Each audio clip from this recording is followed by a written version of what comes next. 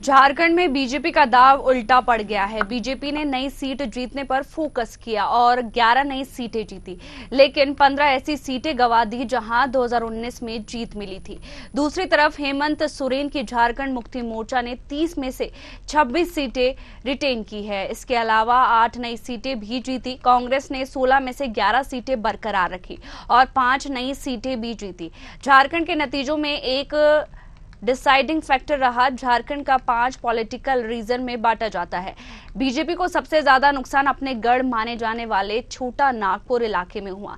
BJP प्रदेश अध्यक्ष बाबूलाल यहीं से आते हैं। इसके अलावा आदिवासी बहुल संथाल परगना में बीजेपी लगभग साफ हो गई है। चंपई के इलाके कोल्हान में बीजेपी ने 2 नई सीटें जीती है।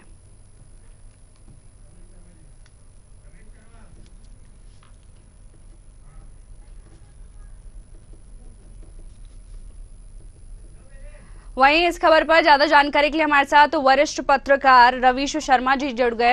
रवीश जी, आपका बहुत बहुत स्वागत है न्यूज आवर पर।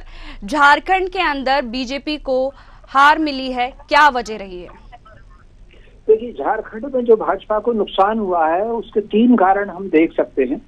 पहला कारण तो आप ये देख लीजिए कि ये जो हेमंत सोरेन की जो गिरफ्तारी हुई थी उसको उन्होंने पूरे जनजातीय क्षेत्र में ऐसा प्रचारित किया, उसको जनजातीय प्रतिष्ठा से जोड़ा। तो मोटे तौर पर कहीं ना कहीं वो जो सद्भाव मिला, एक प्रकार से वो जो नारा उन्होंने पटेंगे तो कटेंगे वाला नारा जिसने उत्तर प्रदेश के उपचुनावों और महाराष्ट्र के विधानसभा चुनाव में लाभ दिया, उस नारे ने कहीं ना कहीं पूरे जनजातीय क्षेत्र में इस नारे को प्रचार हुआ और इसके सहानुभूति का जो वोट था वो हेमंत सोरेन को मिला। तो अगर आप देखेंगे तो पूरी जनजातीय क्षेत्र में जो सफाया हुआ है भाजपा का, और उसी में झारखंड मुक्ति मोर्चे को सफलता मिली, एक कारण तो ये रहा। और दूसरा, भाजपा के भीतर कुछ ना कुछ इतनी गुटबाजियां थी कि वो एक दूसरे के पीछे आपस में कहीं ना कहीं पार्टी एकजुट नहीं हो पाई। जिस तरीके से पार्टी पूरी एकजुटता के साथ महाराष्ट्र में थी, पार्टी वैसी एकजुटता के साथ नहीं थी। तीसरा कारण, बाबूलाल मरांडी का चेहरा तो था, लेकिन बाबूलाल मरांडी उतने प्रभावशाली जनजातीय क्षेत्रों में साबित नहीं हो पाए जितने की भारतीय जनता पार्टी ने उम्मीद की थी।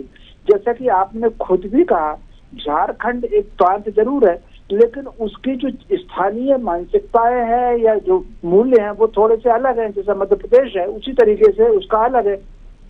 जैसे मध्य प्रदेश में बुंदेलखंड अलग है, मालवा अलग है, विंध्य अलग है, मध्य भारत अलग है, उसी प्रकार अलगाव कहीं ना कहीं छोटा नागपुर क्षेत्र हो गया, ये सब सारे क्षेत्र उसमें वहां पर अलग आते हैं। तो इसी तरीके से हालांकि भाजपा ने ये बराबर प्रयास किया था कि बिरसा मुंडा भगवान को स्थापित करके आदिवासियों को अपने पक्ष में कर ले, लेकिन कुल मिलाकर के वो उसको लाभ ले नहीं पाई और वो सारा नुकसान हुआ।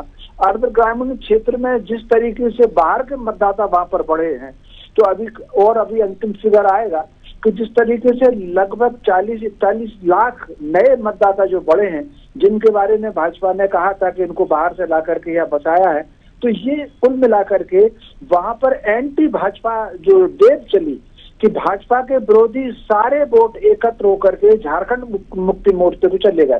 कई बार जो बंटवारा होता है विपक्ष का, कई बार लाभ मिलता है किसी विजेता को वोटों के बंटवारे का, वो लाभ वहां पर भाजपा को बिल्कुल नहीं हुआ और उसका नुकसान हुआ।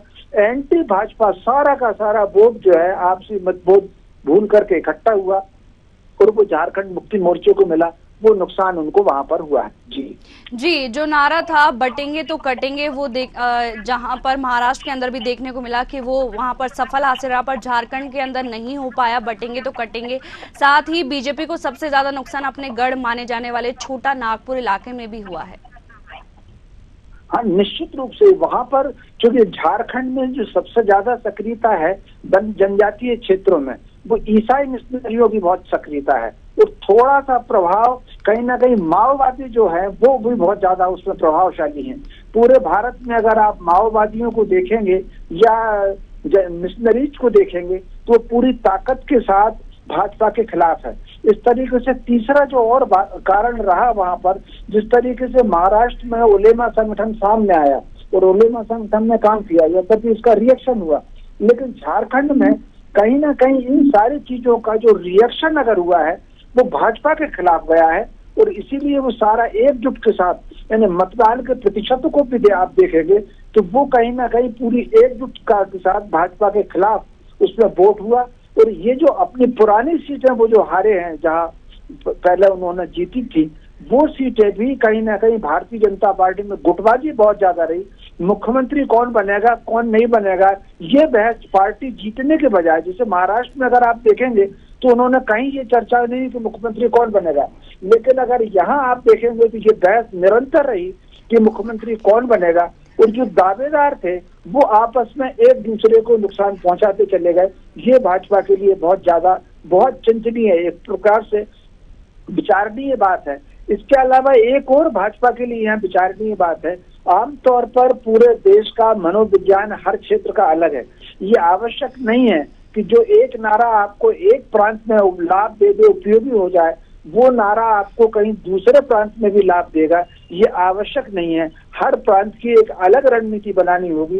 इसके अलावा कहीं ना कहीं भाजपा को जो निचले स्तर पर अपने कार्यकर्ता हैं उनकी एकजुटता और जो कोऑर्डिनेटर जो बनाने होंगे, जो 4-5 कोऑर्डिनेटर झारखंड में लगे हुए थे उनमें बहुत ज्यादा मतभेद थे, इसका नुकसान उनको बहुत ज्यादा हुआ है। जी, तमाम जानकारियों के लिए आपका बहुत बहुत शुक्रिया।